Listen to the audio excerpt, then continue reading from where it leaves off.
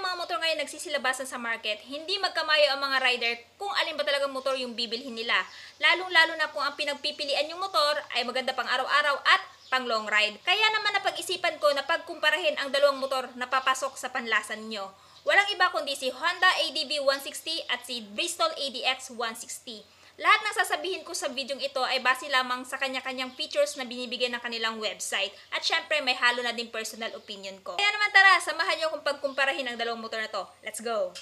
Say, I'm craving hope in this darkness. You say, I'm just a joke, just a joke. Shivers my spine so bad. Swimming in the river stakes too much. I'm trying to let go of us, but the truth is what's really on us.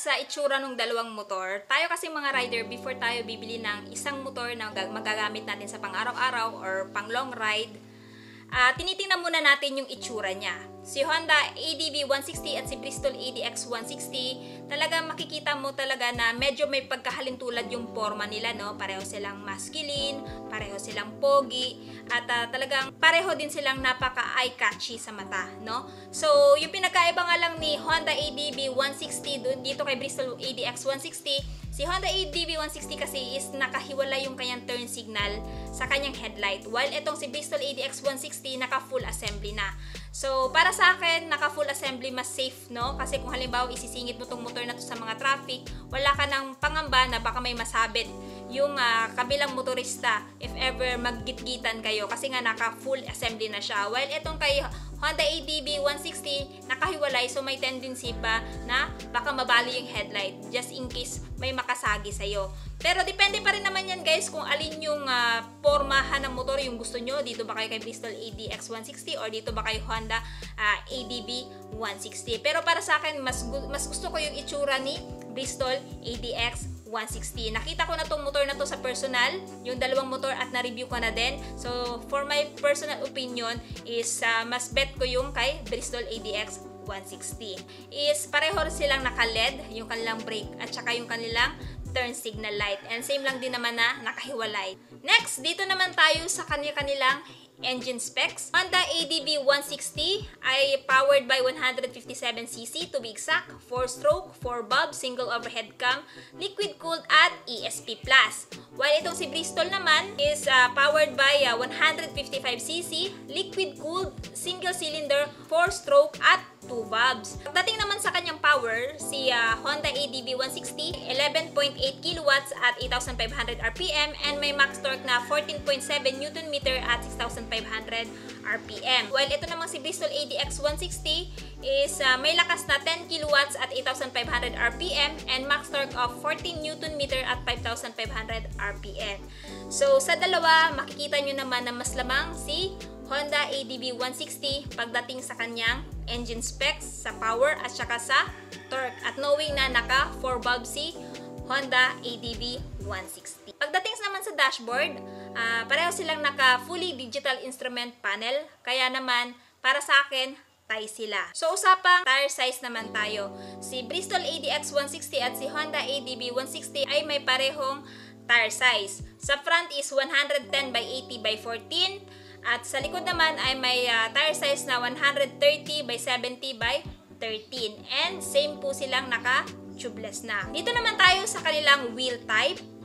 Si Honda ADV 160 is naka-cast wheel, naka-mags, while itong si Bristol ADX 160 is naka-spoke. So, kumpara sa dalawa, kung kukumparahin mo sa dalawa guys, mas friendly pang off-road yung wheel type ni Bristol ADX 160 kumpara dito kay Honda ADV 160 na naka-cast wheel. Kaya para sa akin, and makikita nyo naman na mas waging-wagi dito si Bristol ADX 160. Pagdating naman sa suspension ng dalawa, si Si Honda ADV 160 ay merong regular na telescopic fork suspension, while si Bristol ADX 160 ay naka-inverted na. Kaya naman para sa akin, sa front suspension nila, wag din dito si ADX 160. Sa likod naman na suspension, pareho silang naka-twin sub-tank rear suspension. Kumbaga, pareho silang may baso na.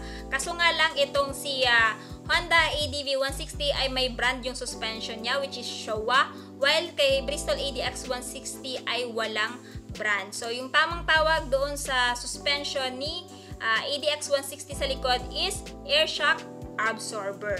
So, para sa akin, sa suspension sa likod, mas bet ko yung suspension ni Honda ADV 160 kasi naka-Showa na. Dito naman tayo sa features. Ang dalawang motor ay merong anti-lock braking system. So, ano ba itong anti-lock braking system? So, isa tong feature na nilagay sa dalawang motor na kung saan pag halimbawa nasa high speed ka tapos magsa-sudden brake ka, i-prevent nito yung paglalak ng wheels mo. In that way, makakaiwas ka sa disgrasya. So, para sa akin, tayo sila doon, no? Kasi pareho silang naka-ABS. Pero, ang kinalamangan lang ni Honda ADV 160 dito kay Bristol ADX 160, meron si ADV 160 na HSTC, also known as Honda Selectable Torque Control. So, yung function nun, sisikapin nung rear wheel na makahabol sa ikot ni front wheel kung halimbawa idadaan ito sa madudulas, malulumot, o mababatong lugar, sisikapin ni rear wheel na makahabol sa ikot ni front wheel. In that way, mami-minimize niya yung pag-skid ng gulong, no? Kumbaga, papabagalin yung rear wheel nung traction control system para makahabol doon sa ikot nung gulong doon sa front wheel. So, para sa akin, waging-wagi naman dyan si Honda ADV 160. Dito naman tayo sa kanilang fuel tank. Si Honda ADV 160 ay merong fuel tank capacity na 8.1 liters, while si Bristol ADX 160 ay may fuel tank capacity na 11 liters. Kasi ito yung gusto natin mga riders yung malaki yung fuel tank nang sa ganun hindi tayo palaging magpapagasolina. Kaya naman dito sa usapang ito, panalo si Bristol ADX 160. How about the average fuel consumption? Itong si ADV 160 ay uma-average ng 45 km per liter, while itong si Bristol ADX 160 ay uma-average ng 43 km per liter. So, sa patipiran ng gasolina, waging-wagi naman si Honda ADV 160. So, dito naman tayo dumako sa kanilang under seat storage. Itong dalawang motor na to ay mayroong parehong 30 liters under seat storage na gustong-gusto natin pag halimbawa gagamitin natin tong motor na to pang long ride dahil marami na tayong may lalagay dito. Yun nga lang, pagdating sa pag-mount ng top box, mas advantage si Bristol ADX 160 dahil meron na siyang ready bracket for top box. No need ko nang bumili ng bracket para makapag-install ng top box. Kaya naman dito sa usapang ito, panalong-panalo si Bristol ADX 160. So yung kinaganda din dito sa dalawang motor na to guys, pareho din silang nakakiles. Meron ding features si Honda ADV 160 kagaya ng ISS or idling stop system, and meron ding ganong feature si Bristol ADX 160 katulad ng stop and start system. So yung function ng dalawang feature na yon, if ever na umaandar yung motor ninyo na nasa traffic light kayo, 3 to 5 seconds na hindi tumatakbo, automatic mag-shut off yung makina. So, mas makakatipid kayo sa gasolina. Kaya para sa akin, goods na may mga features silang ganon para po mas makatipid kayo ng gasolina. So, it's a tie pagdating sa feature na to. Pareho din po silang mayroong USB charging port na kung saan magagamit nyo pag halimbawa low bat na kayo sa long ride ninyo, hindi na kayo mamomroblema kung saan kayo mag-charge. Kaya naman pagdating dito, tie sila. So ngayon, napagkumpara na natin yung dalawang motor, dito naman tayo sa kanilang mga presyo. So kung interested kayo dito sa dalawang motor na to, si Honda ADV 160 ay nagkakahalaga ng 164,900 pesos kung bibilhin nyo ng cash, while si Bristol ADX 160 ay nagkakahalaga ng 188,000 pesos.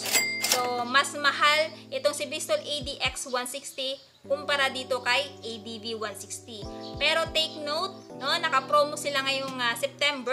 I don't know kung i-extend pa nila to for the next month. From 188,000 pesos, ito ay mabibili mo lamang ng 168,000 pesos. So, mas mura pa rin si ADV 160 ng mga ilang libo. Kaya kung gusto nyo ng Bristol ADX 160, pumunta na kayo dito sa Bristol, Davao. So, depende pa rin yan sa inyo guys kung alin sa dalawang motor yung natitipuhan yung bilhin. Kung ano ba yung kinukonsider nyo, yung price ba, yung looks niya.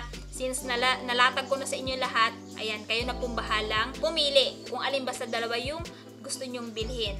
So, ayan guys, I hope nakatulong tong video na to sa pagdi-decide nyo kung alin ba sa dalawang motor yung mapipili nyo sa future. Lalagay ko na lang pala yung address nung dalawang scooter sa description box ko sa baba kung saan kayo makakabili ng mga motor na to. And kung may katanungan pa kayo, i-comment nyo lang sa baba. Anyway, palagi naman akong nagbabasa ng mga comments ninyo. At syempre kung may time, nakakapag-reply din naman. And kung nagustuhan nyo po itong video na to at gusto pang makapanood ng video na gaya nito, huwag kalimutan mag-subscribe para ma-notify kayo once may bago tayong upload. So yun guys, hanggang dito na muna tayo. Ride safe and peace out!